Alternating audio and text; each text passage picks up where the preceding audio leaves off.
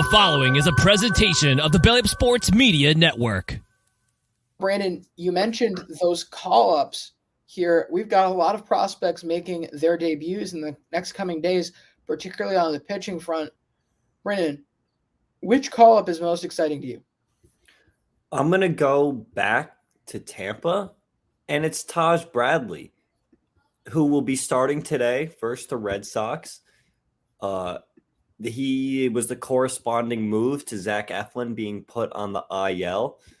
And this is, in my opinion, what we could be seeing is the debut of an elite starting pitcher in the MLB. Taj Bradley has, been considered a top 50 prospect by Baseball America, number 18 by MLB Pipeline, and has really put up great stats, especially last year in AA and AAA. LJ, we're looking at 133 innings with a 2.57 ERA. And then the strikeout to walk ratio, something that I love to look at. I like this K percentage, this walk percentage. I think it really tells you a lot. 26.5% strikeout rate and only a 6.2% walk rate. So he's striking out batters about average, probably a little above what the league average is. I don't know it off the top of my head. And the walk rate is certainly much lower than what the league average is. 6.2% is much lower than what we expect. So I think that this is a guy who Tampa, obviously, in the offseason, he was eligible for the Rule 5 draft, and they made the very easy decision to put him on the 40-man roster. And it just seems like he's going to be an exciting player, mostly because of the club he plays for. When you play for Tampa and you're one of these pitchers who, according to Fangraphs, 60 grade fastball, 60 grade slider, a potential 60 grade command,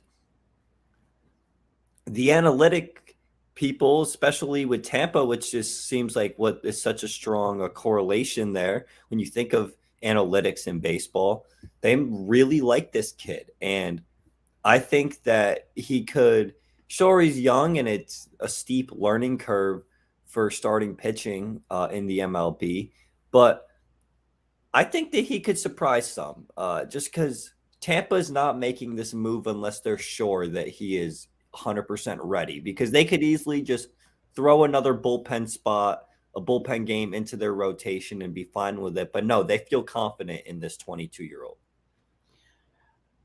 Going in a similar direction, you see, I sat here 100% listening to you because I was really hoping you weren't going to pick him, because that was the guy I wanted to talk about here. Now I'm stuck between a rock and a hard place because I've got two more here that are very interesting. I'm going to go with the starter here. Peyton Battenfield is going to be starting for the Cleveland Guardians, I believe, today. And also, I don't mean to interrupt, but I believe that means Cleveland, this series versus the Yankees, 2 of their 3 starters have made their major league debut. Hunter Gaddis did it the other night, or it might have been last night even, and then tonight today is this prospect here.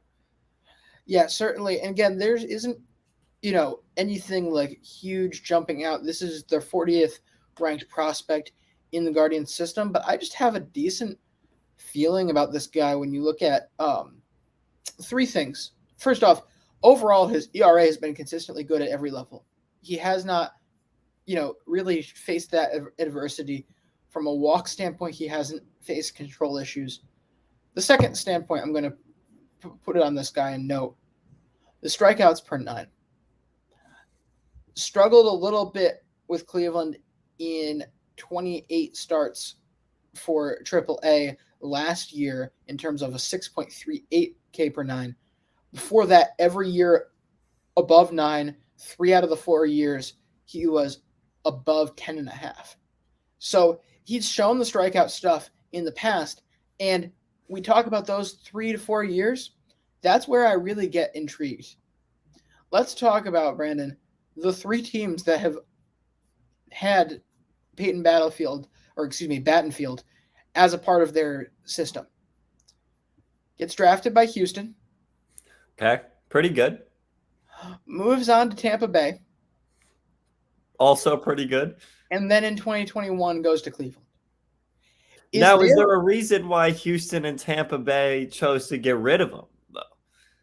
That's, yes, there probably could be, but at the end of the day, I can't really necessarily see it other than the fact that maybe he's not the most flashy guy when it comes to, grade. Fastball isn't grayed out that well, solid cutter, but other than that, kind of middle of the road, he's not going to give you anything eye-popping. But also, wouldn't that have been I'm trying to think of what trade he might have been a part of. I can pull that up for you quick. If you can. Either way, though, it's important to note that these are probably the 3 best pitching development organizations out there, or 3 of the best 5 pitching development organizations out there.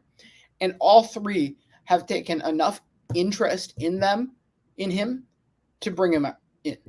It's not like soccer where it's like, oh, this team's interested in him, he's scouting him, and that necessarily determines his worth. No, these 3 great organizations for pitchers have scouted him and gone out of their way to acquire him.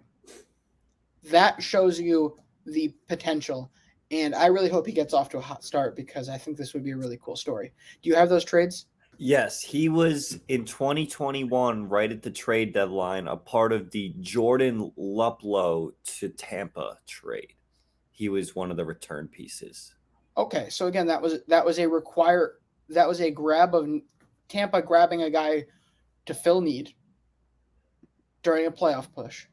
I'm not necessarily going to say that they were trying to dump him. Is where I'm really trying to paint the picture with. He was the throw-in. He was we'll throw him in because we obviously value him some to keep him in the organization for now, but we think that he's disposable to go and get a player that we need for our playoff push. And they end up winning the AL East that year and making what was a great series versus the Red Sox in the playoffs. As far as I'm concerned, when you're loading up for a playoff push, everyone outside your top maybe 3 is expendable. Right. Maybe your top 5. So that's no diss on him. And did you have the Houston move or no? I couldn't find anything regarding when he was traded from Houston. Nothing. That's fine because it was the whole thing of 2020 and everything. Again, that could be a really exciting move. And then the other thing I wanted to talk about here, Edouard Julien is coming up to replace Minnesota, Joey Gallo in Minnesota. This is a guy with 60 potential game power, 60 current raw power, and you look at the stats throughout his time in the minors, this is a guy who strikes out a lot, which, again, gives me Joey Gallo vibes, but he's still walking at a good clip. He's certainly getting those, so probably he's just very, very patient at the plate is really ultimately what that tells us. And somehow we've got a guy here that, yes, has these great power grades, but still has hit for average in his minor league career as well. So I'm very intrigued by what this could signal, as it feels like Minnesota just keeps bringing up power bats time and time again over the last couple of years. Yeah, and Julien, it's very interesting because he does walk a very good amount of the time. He does strike out a good amount of the time, but he also hits for batting average. It just kind of gives me the feel that he's a guy who he makes outs about the same rate as everyone else, but his outs are just strikeouts instead of more ground outs or fly outs or things like that, which is certainly not a bad thing because he walks enough to offset it and he hits for average enough to offset it. He's doing a little bit of everything, and maybe you want a little more speed with that combo. But he's got some speed, LJ. I mean, he's stolen in 2021. He had 34 stolen bags in the minors. 2022, he had 25 across 2 different levels if you count the Arizona Fall League. So he's got a little speed too. Well, okay then, Rookie of the Year. There, we'll throw it. Rookie of the Year, boom. Who is Royce Lewis? When is he coming back? They don't need him in their infield. Come on now. No.